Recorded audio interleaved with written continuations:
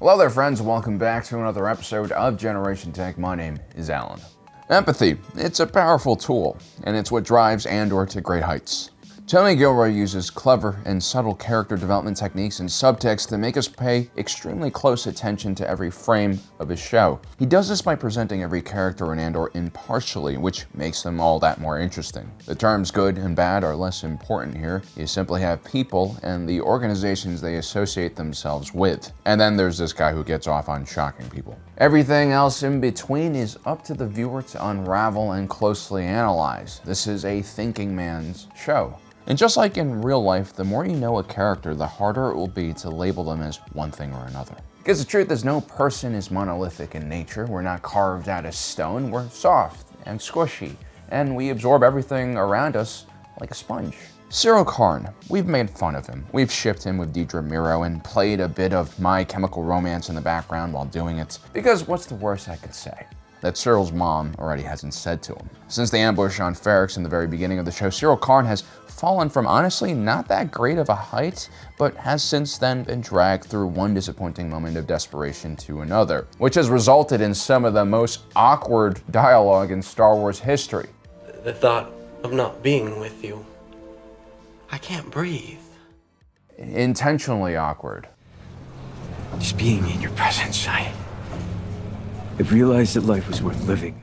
But instead of making fun of him and his terrible situation, I think Syril Karn deserves a full-on character analysis. Because out of all of the other characters that we've seen so far, Cassian, Luthen, Dedra, Mon Mothma, he's really the only other major character that hasn't fully revealed where he's going and what his intentions are. I mean, yes, we know he wants to hunt down Cassian Andor, but there's clearly something else going on beneath that surface layer and desire, including some very surprising qualities. Plus, everyone seems to think that Syril Karn's a fascist. Guys, we have to stop calling everyone a fascist. I know that this is a very negative term, and fascists usually are really bad people, and so we want to associate bad people with this term, but there are a very specific set of things that makes a person a fascist, and as I'll show you in this video, Syril Karn is not a fascist. The Empire and institutions like Compnor, which explored ideas like high human culture, are more accurately fascist. Syril Karn is a disgraced corporal guard who now works in the Bureau of Statistics. And that's about it. Tony Gilroy even mentions this in a recent interview. He basically says he doesn't see Syril Karn as a fascist. And I think Tony Gilroy is correct, and I'm not being brave about this. I'm pretty sure he created the character. And so to truly understand Syril Karn, we have to understand his life, his upbringing, and what kind of person he is, which is exactly how this show was designed to be watched. We've all been stuck in Syril's position at one point in our lives, doubting our own abilities, our future, trying to figure out what our purpose is. But such thoughts, they drain your energy. Why contemplate about future failures when you could be spending that time improving yourself? Which is where our sponsor for today's video, Skillshare, comes into play, and they have some really awesome free offers for you. Skillshare is the perfect gift that keeps on giving. It's a platform on which you'll find endless amounts of courses on all sorts of different subjects. This one's being taught by Daniel Jose Older about Storytelling 101. It'll help you put words and theories to a lot of the concepts you guys already grasp as consumers of film and TV. It'll help you organize your thoughts and change the way you view series like Andor, which features some top-notch storytelling. And who knows, maybe somewhere down the road you might write a story worth telling yourself. Or who knows, maybe you could become a YouTuber and comment about other people's great work. But that's just scratching the surface of what Skillshare has in its archives. There are all sorts of skills, hobbies, and even careers waiting for you to uncover in their library of knowledge. If this sounds like something you guys would be interested in, use our link down below. The first 1,000 people who sign up will get 1 month free on Skillshare Premium. And not only are you going to be helping yourself, you're also going to be helping this channel. It's sponsors like Skillshare that allow us to stay independent of the YouTube algorithm, which is forcing us to do shorter and shorter content, which of course we don't want to do. We love our long-winded deep dives into amazing Star Wars characters like the one we're doing right now. So let's get back to it. Thank you for your patience. On to the rest of the video. Now, Syril Karn starts his life many levels beneath the surface layer in the undercity of Coruscant. This is a dark and depressing place where sunlight must filter through cracks and crevices in the buildings above, and is only visible for minutes or seconds every day.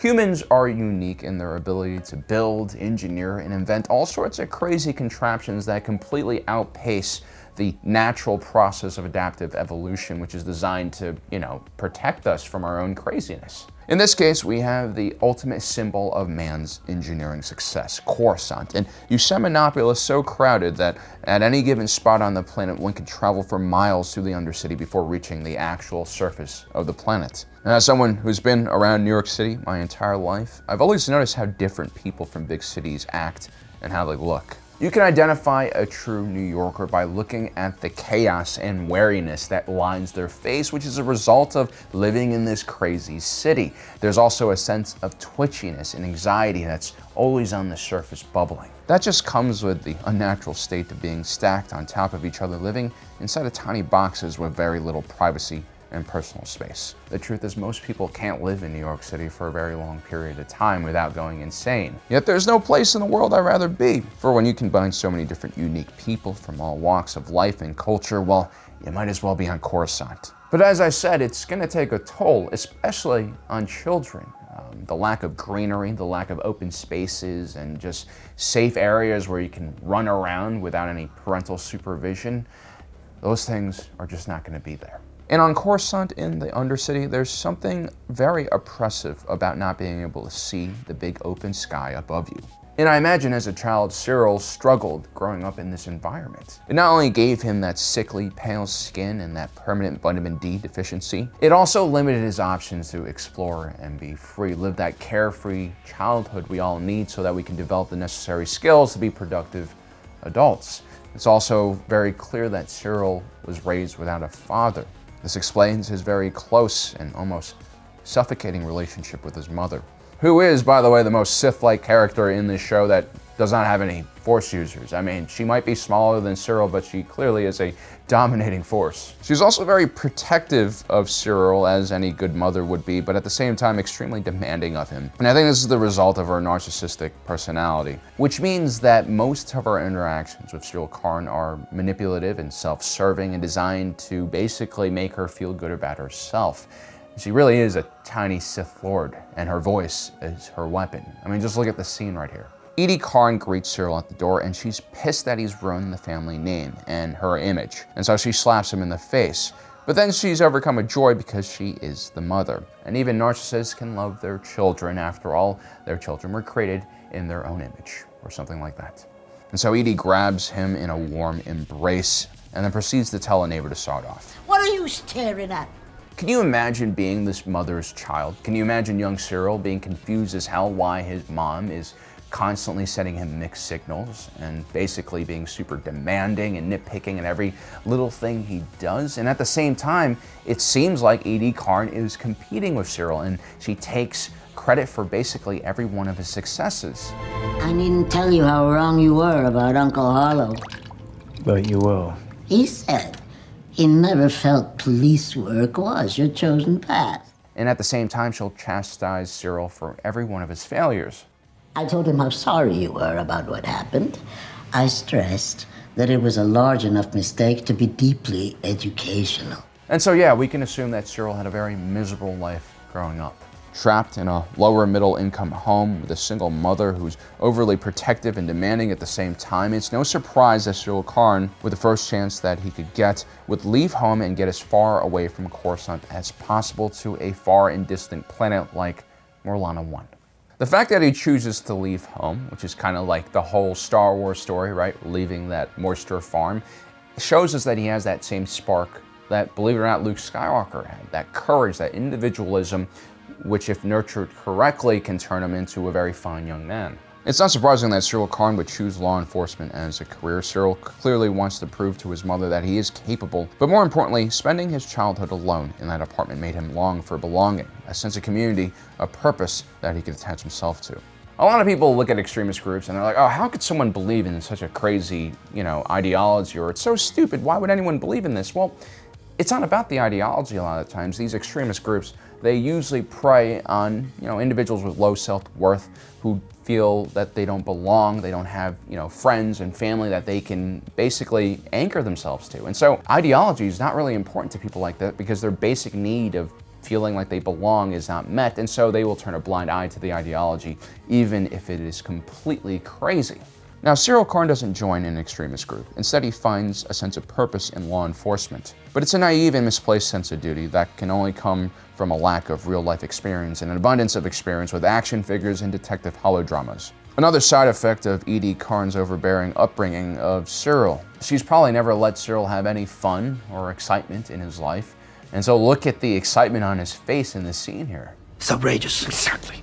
The thought of anything less than full engagement on a case like this. Unconscionable, sir. Ask any real-life operator and they'll never work with someone like Syril. If he can't even, contain his own emotions while they're in the control room, how could you trust them out in the field? Look at how he sneaks Sergeant Tactical Blueberry to a corner of the control room here as if they're two kids about to pull off a naughty prank instead of embarking in a life-changing mission that will get several men killed. Yes, he is naive, but equally as important is why does Syril Karn disobey Chief Hines' direct order? Well, not direct order, but he basically says this. Don't put your feet on my desk in my absence, and let's have an accident report waiting when I get back. Where does this inner rebellion come from, and why is it important? Well, it's pretty simple. Look at how Syril interacts with his mom. He's clearly not amused by her and most likely understands how toxic of a person she is. When we face such people in life, some people bend over backwards and become subdued, while others resist. In Cyril's case, it's a passive resistance. He still needs a place to stay after all. You might as well wear a sign that says, I promise to disappoint you. If you really think about it, Cyril's been a rebel since the moment we met him. Think about how he went against Chief Hines' orders. Think about how he resists his own mother. And then the second he reaches the Bureau of Statistics, what does he do? So you've been at the Bureau of Standards for less than a month and you've filed 5 false inquiries. 6, actually. I wasn't counting this morning. And then there's that constant urge for Andor to alter his uniform, how he appears. Have you modified your uniform? The collar, What about it? it's high. You've had it raised. I had it tailored. This isn't just added for comical effect, guys. I mean, there's a purpose to everything in this show. Is that what you're wearing? It would seem so. What makes you believe the Bureau of Standards is in the market for individuals? These small rebellions might seem insignificant in the grander scheme of things, but mixed with his more bold actions like carrying out that arrest attempt on Ferrex, falsifying government reports to find Cassian, and lastly, harassing an ISB agent who has threatened to put him in a cage for the rest of his life. I know you work here, and I come sometimes to see if I'll see you. Syril Karn clearly isn't a conformist. He might look like one, stand like one, and talk like one, but he's actually a very unpredictable individual who has an immense personal drive and a taste for rebellion. And even after his greatest failure on Ferrex, even after coming back home to live with his mother, he continues to fight. I mean, this is weirdly impressive in a way, and I think a lot of people in our generation, us millennials, we get this. I mean, we were born in the savings and loans crisis. As kids, we saw massive amounts of capital get wiped out by the dot-com bubble burst. And then finally, when we graduated high school or college and entered the job market, what happens? The great freaking recession. There were no jobs. And now that we're getting older, we finally have careers, we have maybe some more responsibilities. What happens? COVID, political upheaval, potential World War III, who knows? So in our generation, it's very common for us to live with our parents. As a matter of fact, if you haven't lived with your parents as an adult and you're a millennial, you're in the minority. And yeah, a lot of people will make fun of us, fine, it's okay. Haters gonna hate. But we didn't orchestrate these disasters, but we will try to prevail and fight these things. And for a lot of you guys who have lived at home, you know exactly how hard it is to do what Cyril's doing right now.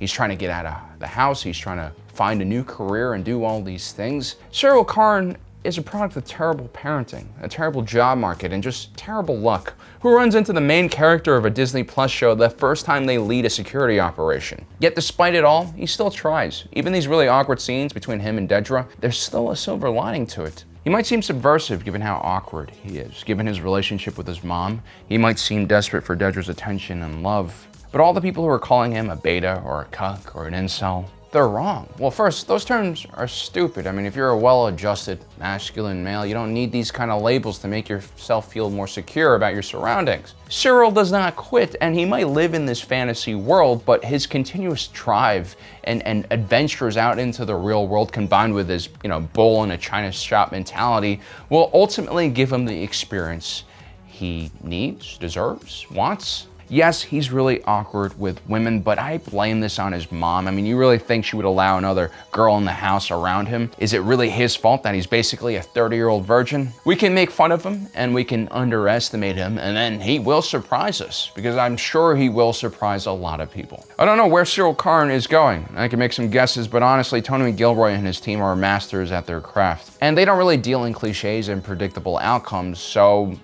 I don't really know where Syril Karn is going, but I do know that Syril Karn will continue to develop and he'll continue to change and he'll turn out to be very different from how he started. And that's because there are those who learn from their mistakes and there are those who've had to survive their entire lives in the face of open hostility. This man is smarter and more capable than we realize. Don't sleep on Syril Karn. So that is my analysis of Syril Karn. I actually did this video before episode 11 came out, so I hope it something weird doesn't happen that makes this entire video not valid. But anyway, I hope you enjoyed today's video. Don't forget to subscribe and hit that notification button down below so you don't miss out on the rest for awesome content. Check out that free trial from Skillshare. Again, very little to lose, a lot to gain. Well guys, I hope you enjoyed today's episode. My name is Alan, reminding you that my allegiance is to the Republic, to democracy.